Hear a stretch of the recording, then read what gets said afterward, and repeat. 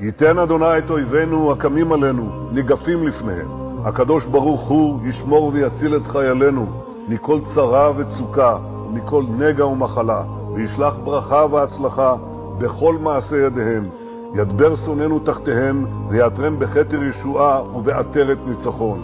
וקוים בהם הכתוב, כי אדוני אלוהיכם ההולך עמכם, להילחם לכם עם אויביכם, להושיע אתכם, ונאמר אמן. אבותינו, אברהם, יצחק ויעקב, ויברך את חיילי צבא ההגנה לישראל.